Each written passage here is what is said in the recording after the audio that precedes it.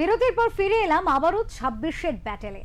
যেমনটা আমরা আলোচনায় ছিলাম, অত্যন্ত একেবারে হাই ভোল্টেজ নির্বাচন 2026-এর নির্বাচন। আর এই নির্বাচনে পারদ কতটা চড়ছে, কি বলছে সাধারণ মানুষ, কি বলছে রাজনৈতিক পরিস্থিতি, সার্বিক বিষয় নিয়ে আজকের আমাদের এই আলোচনা। আমরা আলোচনায় ছিলাম, আবারও আলোচনায় থাকবো, তবে একজন নতুন মানুষের সাথে আলাপ করিয়ে দেবো। যদিও সংবাদ জগতে তিনি কিন্তু একেবারেই নতুন নয়, সিনিয়র রিপোর্টার তপশ্রী গুপ্ত। এই মুহূর্তে আমরা স্টুডিও থেকে পেয়েছি। তপশ্রীদের স্বাগত জানাবো ওঙ্কার বাংলায় আপনাকে, এবং তারপরে দিদির কাছেই আসবো। প্রথমে যে দিদি, একেবারে 26-এর নির্বাচন আপনি একেবারে বলা যেতে পারে জিরো জায়গা থেকে দেখেছেন, জিরো গ্রাউন্ড থেকে দেখেছেন, সামনে থেকে। এবং সেক্ষেত্রে আমরা যদি কথা বলি, মূলত আসবো মালদহ মুর্শিদাবাদ নিয়ে, কারণ এই 2026-এর নির্বাচনে মালদহ এবং মুর্শিদাবাদ কিন্তু একটা যথেষ্ট হটস্পট বলা যেতে পারে কার্যত, এবং এই নির্বাচনে তাদের অবদান অনেকটাই কিন্তু ফলাফলের ওপরে একটা প্রভাব বিস্তার করবে। সেই জায়গায় আপনি গেছেন, সামনে থেকে দেখেছেন, এবং কি বুঝলেন, মানুষ কি বলছে, বা সেখানকার রাজনৈতিক পরিস্থিতি সার্বিকভাবে বুঝবো। অবরূপা, দেখো, আমরা আসলে একটা রোড ট্রিপ করেছি। হ্যাঁ, যেহেতু আমরা চেয়েছি মানুষের সাথে কথা বলতে, শুধু নেতা নেত্রীদের সঙ্গে নয়, সেই জন্য আমরা ঠিকই করেছিলাম যে আমরা একটা রোড ট্রিপ করব। যে কলকাতা থেকে আমরা মালদা অবধি যাব, আমরা মুর্শিদাবাদ যাবো, মাঝখানে আমরা নদিয়াতে কৃষ্ণনগরে হল্ট নিয়েছিলাম। তো এগুলো করে যাতে পথ চলতি মানুষের সঙ্গে কথা বলতে পারি, তো সেই জন্যই আমরা সেটা করেছিলাম। তো তাতে আমরা প্রথমে এখান থেকে তো চলে গেলাম মালদা।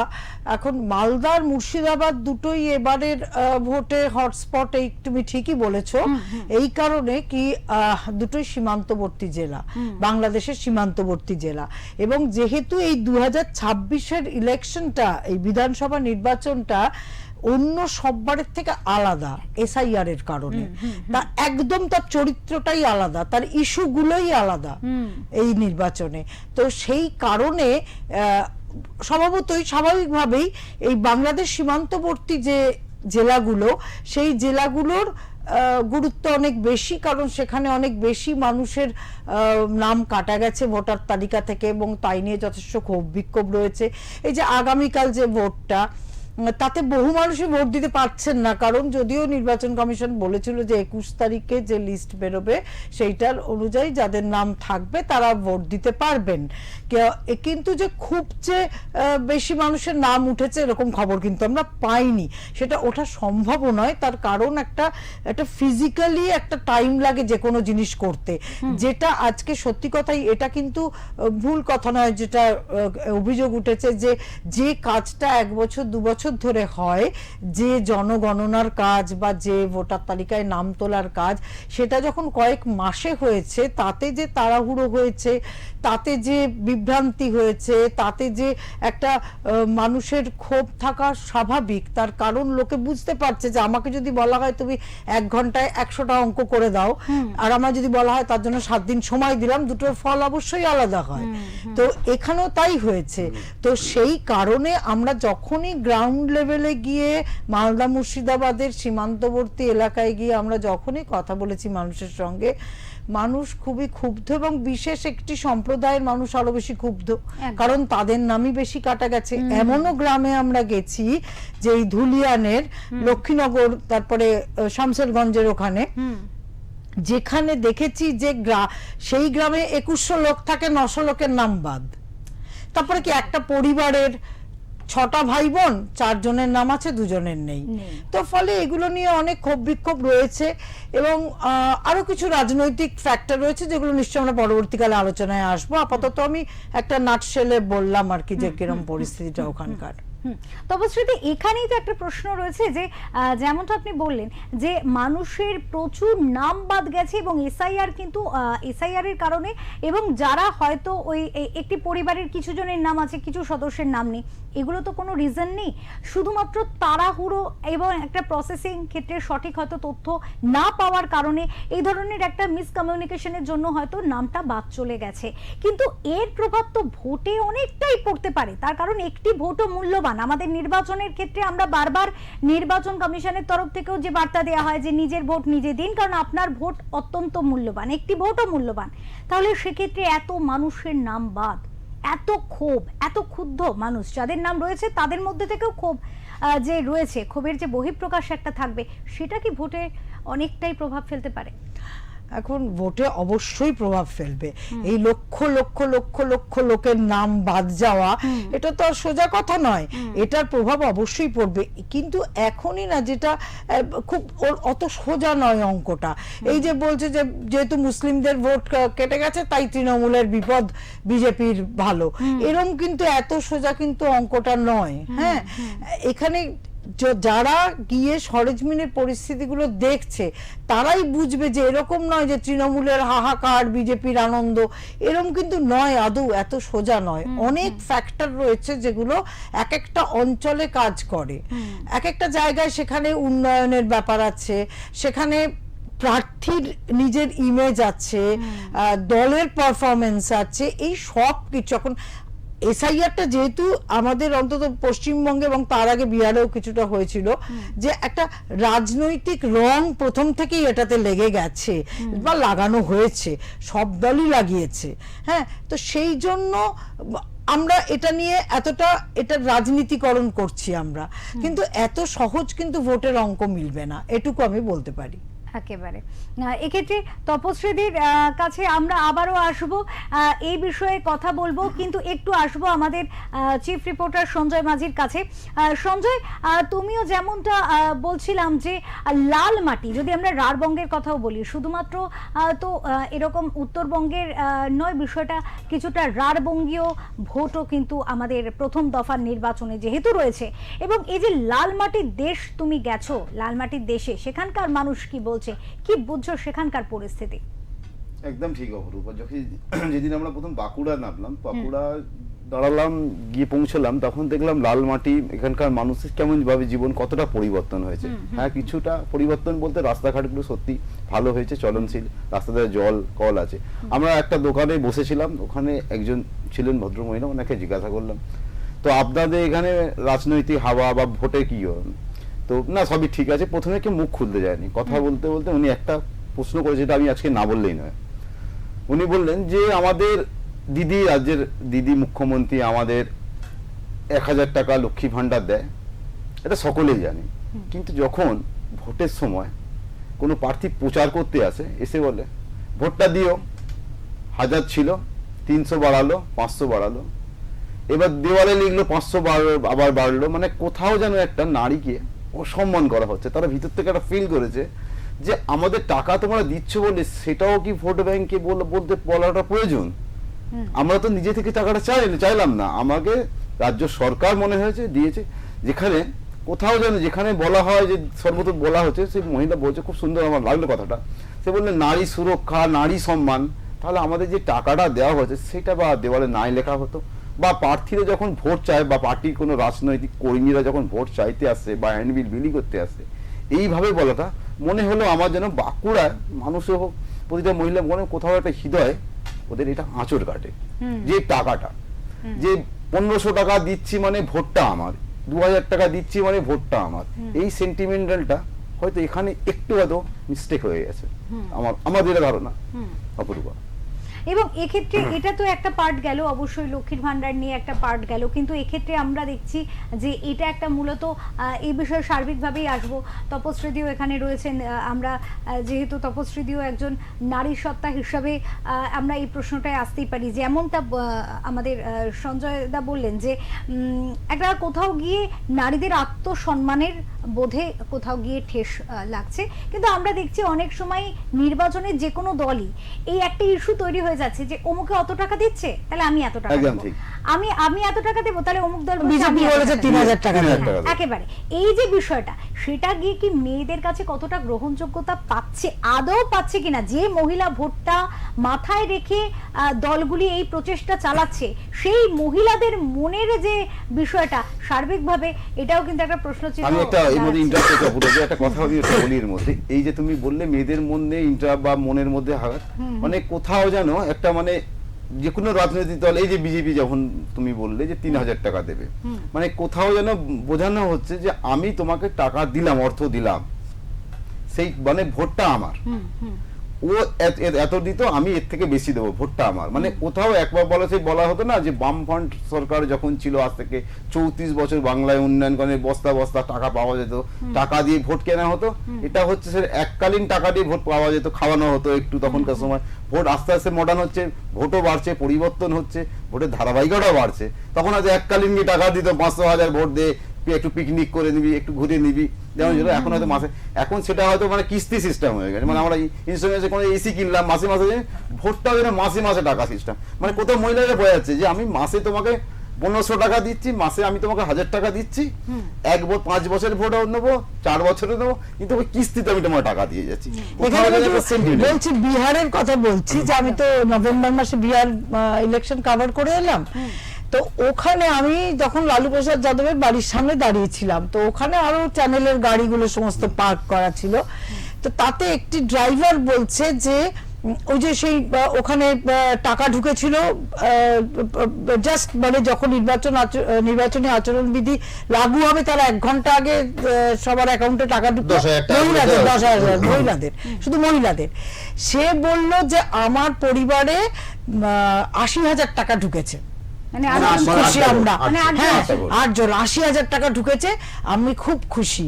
হ্যাঁ, এই যে জিনিসটা, সেটা এইখানেও আমাদেরও এক একটি পরিবারে আমাদের যারা গৃহ সহায়িকা থাকেন তাদের সাথে আমরা যদি কথা বলি জানতে পারবো যে তার বাড়িতে যিনি বৃদ্ধা রয়েছেন তিনি বার্ধক্য ভাতা পাচ্ছেন, যে বেকার ছেলে থাকলে বেকার ভাতা পাচ্ছে, সে পাচ্ছে লক্ষ্মীর ভান্ডার, তার মেয়ে পাচ্ছে কন্যাশ্রী, এই সব করে করে কিন্তু আমার ভাতাতে মাসে 4,000-5,000 টাকা কিন্তু ঢুকে যাচ্ছে। তো এইটা যে সাদা, আর আমি এটা যতই বলি না কেন যে এটা দিয়ে সত্যি তো সব দলই চায় টাকা দিয়ে ভোট কিনতে, কিন্তু এই যে গরিব মানুষেরা তারা যে তাদের কাছে 5,000 টাকা মাসে কিন্তু চলে আসা কিছু না করে ভাতা হিসেবে সেটার একটা বিরাট কিন্তু মূল্য থাকে, এবং তারা সেটাকে হয়তো টাকাটা নেয়, ভোট হয়তো অন্যকে দেয়, তাও হতে পারে, হ্যাঁ, কিন্তু টাকাটা নেয় না। কিন্তু এখানে আমার একটা বলার, যে সঞ্জয়টা বলছে যে গল্পটা মানে শুনলাম যে একজন বাঁকুড়া প্রত্যন্ত জায়গা, সেখানে গিয়ে একজন মহিলার কাছে এই যে আত্মসম্মানের কথাটা আসছে, মানে আমরা যারা শহরে থাকি আর একজন প্রান্তিক জায়গা থেকে যে কথাটা বলছে, এটা কিন্তু একটা ভাববার বিষয় যে মানুষ কিন্তু বুঝতে শিখছে, এটা কিন্তু বুঝতে শিখছে। আমি এখান থেকে বলি যে আমি কয়েকটা জায়গায় খবর পেয়েছি যেখানে মহিলারা বলছেন যে টাকা নিচ্ছি আমার টাকা। মানে আমরা যদি দেখি যে 2021 সালে লক্ষ্মীর ভান্ডারের টাকা দেওয়া শুরু হয়েছিল, আমি যদি তার আগেও যাই, মানে কোভিডের সময় যাই, যে যখন ওই রেশন দেওয়া শুরু হলো আর কি, কোভিডের সময় সেন্ট্রাল গভর্নমেন্টের থেকে দেওয়া শুরু হলো যে বিনা পয়সায় রেশন দেওয়া হচ্ছে, তখন কিন্তু তখনই কথাটা উঠেছিল যে এটা মানুষের টাকা মানুষকেই দেওয়া হচ্ছে, তাই তো? ঠিক লক্ষ্মীর ভান্ডার দেওয়ার পরে কিন্তু এখন কিন্তু যদি আমরা দেখি 5 বছর পরে, 2021-এ 1000 ছিল, 500 ছিল, 24-এ 1000 হলো ভোটের আগে, আবার 26-এ ভোটের আগে 1,500 হয়েছে। এই যে পুরো জিনিসটা হলো, মানুষ কিন্তু এটাই বুঝছে এটা আমার অধিকার, এটা আমার টাকা আমাকে দিচ্ছে। তো মানুষ কিন্তু এখন বুঝতে শিখেছে। তাই এই যে আজকে হয়তো বিজেপি বলছে 3,000, বিজেপি যখন দেখলো যে বাবা যুবসাথীর জন্য এত লক্ষ লক্ষ ছেলে মেয়ে আইটি সেক্টরে কাজ করছে, সেখানে ছেলেরা এসে লাইন নিয়ে দিচ্ছে, কারণ আমারও তো অধিকার, আমার ট্যাক্সের টাকা আমি কেন নেব না। এই যে বিষয়টা মানুষের মধ্যে এসে গেছে, বিজেপি কিন্তু দেখে ওই যুবসাথী যে প্রকল্প তার পাল্টা কিন্তু ওরাও 3,000 করে দিল।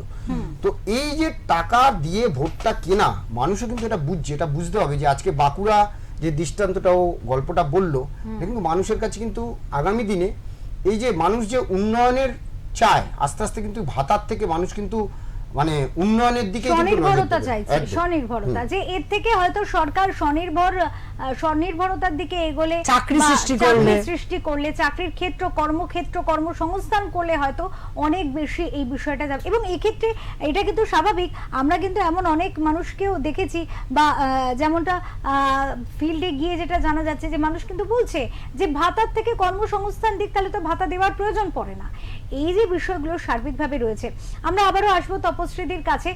দাদা, আপনার কাছেও আসবো, যে আপনার যদি কোনো প্রশ্ন থাকে তপশ্রীদির কাছে, কারণ মুর্শিদাবাদ তো খুব গুরুত্বপূর্ণ একটি জিনিস এবং জায়গা, এবং সেক্ষেত্রে যদি আমরা মুর্শিদাবাদ নিয়ে কথা বলতে যাই তাহলে তার একটা ভাস্ট ইতিহাস রয়েছে, যে ইতিহাসটাও কিন্তু এই নির্বাচনের অনেকটাই। তো দাদার কাছে আসবো।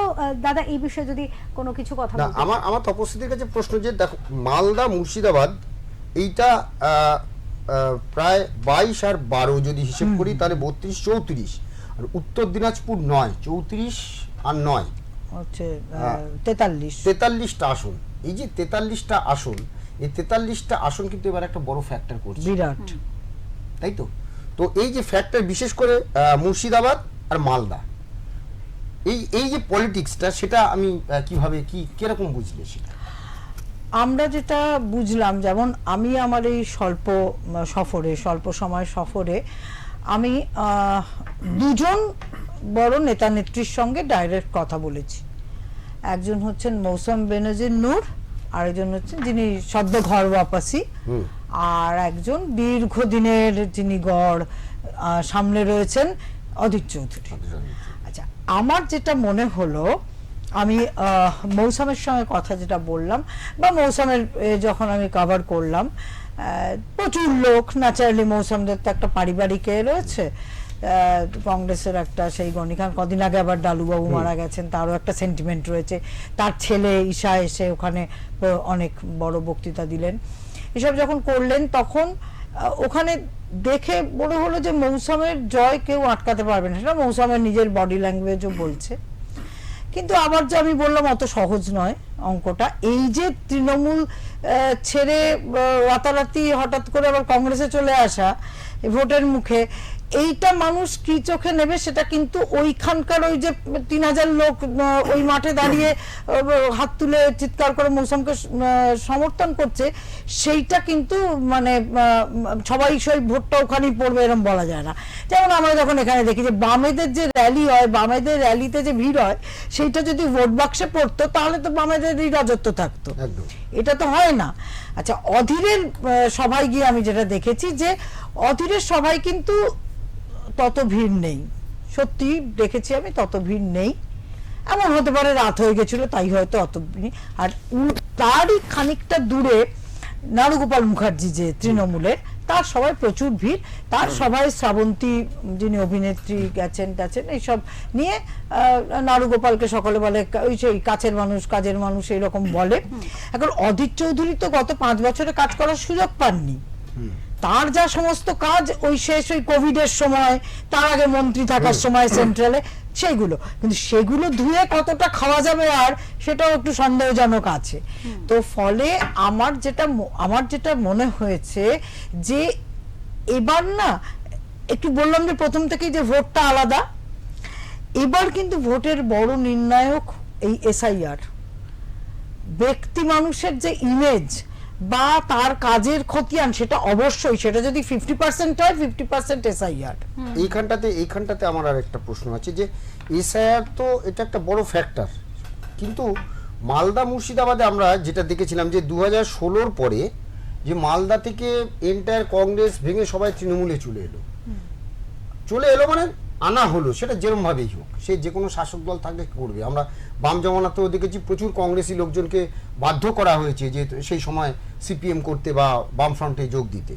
তো শাসক দল তো এটা করবে, এটা সকলেই চাইবে, যে ক্ষমতায় থাকবে সে চাইবে। কিন্তু প্রশ্নটা হচ্ছে যে আবার যে কামব্যাক করছি, কংগ্রেসে চলে আসছি, হ্যাঁ, মানে তৃণমূলের বিরুদ্ধে যে এত অভিযোগ, দুর্নীতি থেকে শুরু করে তাদের নেতাদের ঠাঁটবাট, হ্যাঁ, এই যে ছোট ছোট নেতা তাদের ঠাটবাট, তাদের চলন বলন, এই যে একটা বিষয়, সেটা যেমন একটা ফ্যাক্টর।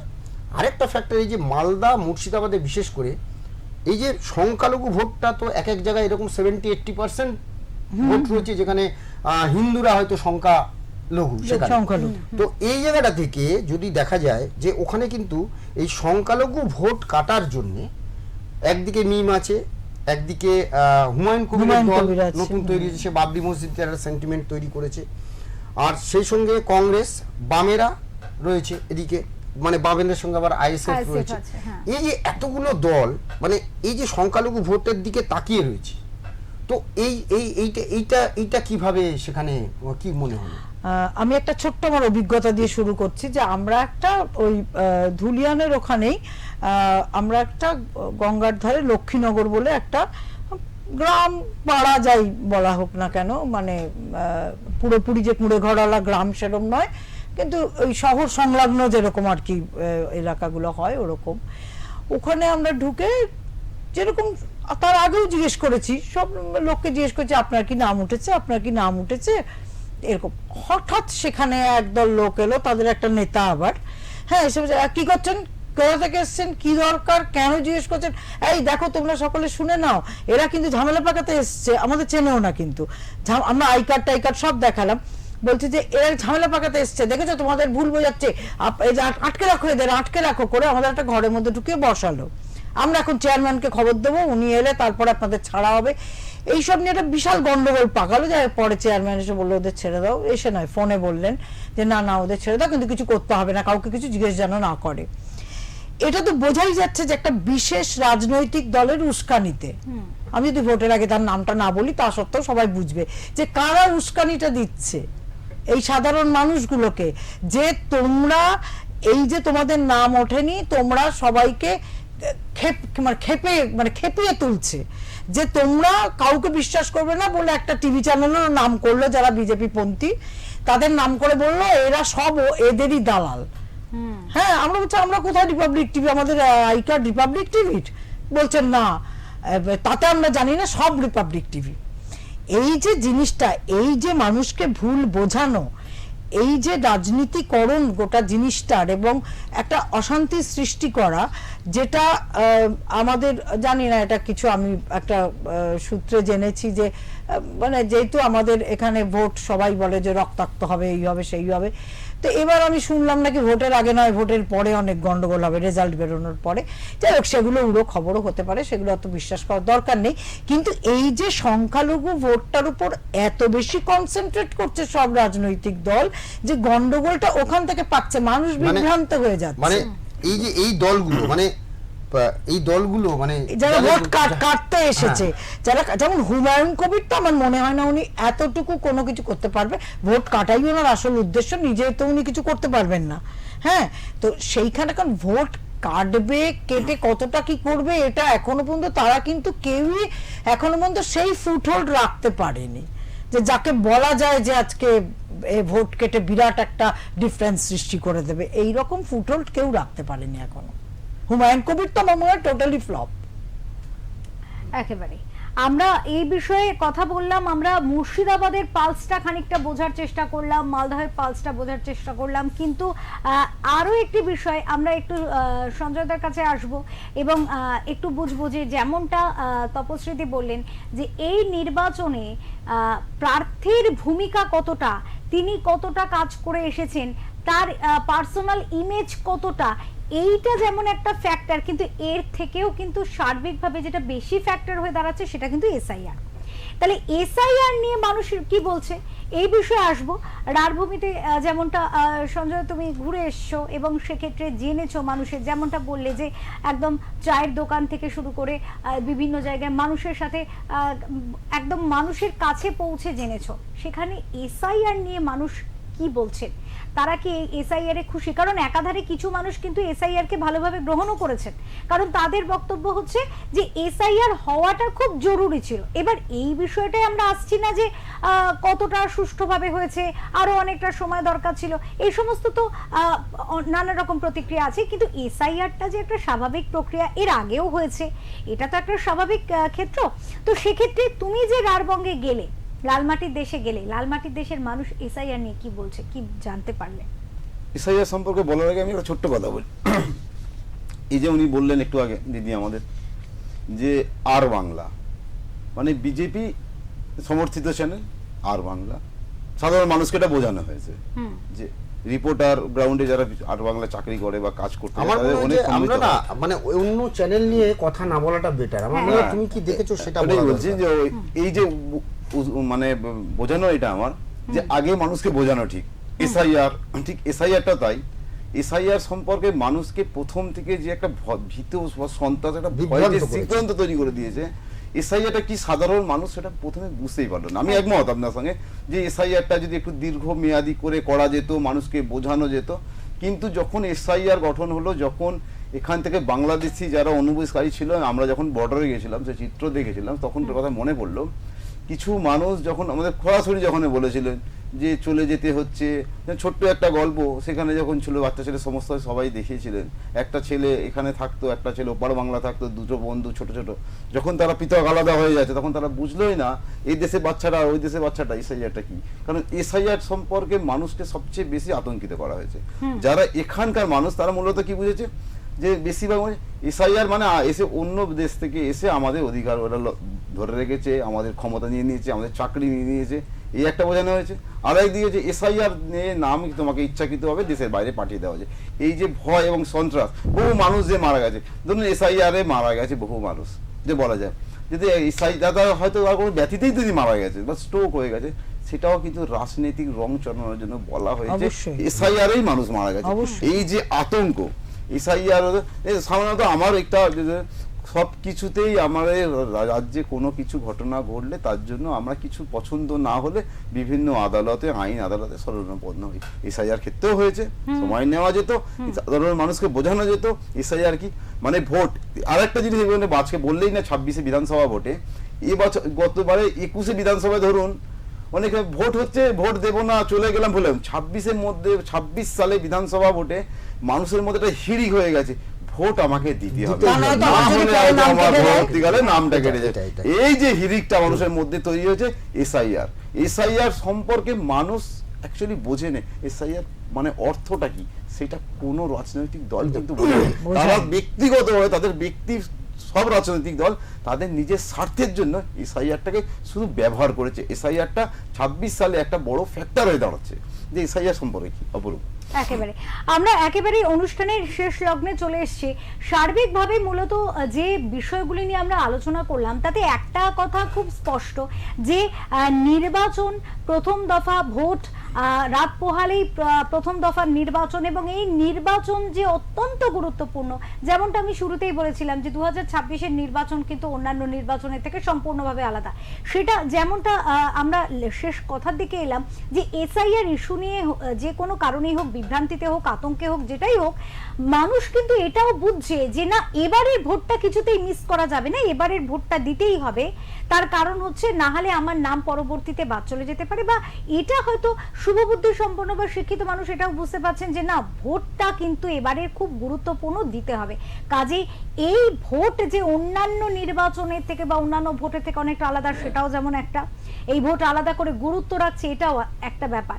তো স্বাভাবিকভাবে এই প্রথম দফার নির্বাচন কেমন হতে চলেছে সেদিকে কিন্তু আমাদের প্রত্যেকের নজর থাকবে। ওঙ্কার বাংলা সারা দিন নির্বাচনের ছোট ছোট খুঁটিনাটি তথ্য আপনাদের সামনে তুলে ধরবে।